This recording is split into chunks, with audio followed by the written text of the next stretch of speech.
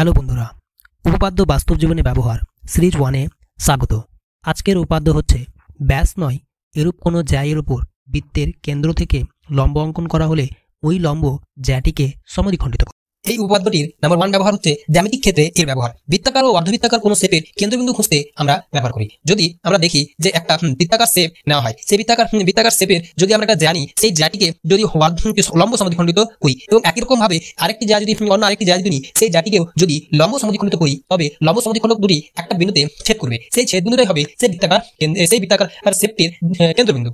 এই উপাদানটির দ্বিতীয় ব্যবহার হচ্ছে আর্চ ডিজাইনের ক্ষেত্রে। আর্চ ডিজাইনে বাস্তবে হচ্ছে এই উপাদানটি আর্চ ডিজাইন বা সেট নির্মাণের ক্ষেত্রে ব্যবহার হয়। সেট নির্মাণের একটা সেতুর সঠিক ভারসাম্য বজায় রাখার জন্য কেন্দ্রবিন্দু খুঁজতে এই পদ্ধতি।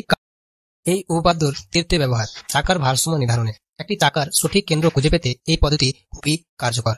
এবং এই উপাদ্যটির চতুর্থ ব্যবহার হচ্ছে কার্টোগ্রাফি ও মানচিত্র। কার্টোগ্রাফি ও মানচিত্র নির্মাণের বিন্দু এই উপাদ্য ব্যবহার করা হয়। যদি ভিডিওটি ভালো লেগে থাকে তাহলে অবশ্যই লাইক দিন এবং আরও এই ধরনের ভিডিও পেতে আমাদের ম্যাথ সলভার অফিসিয়াল চ্যানেলটিকে সাবস্ক্রাইব করুন।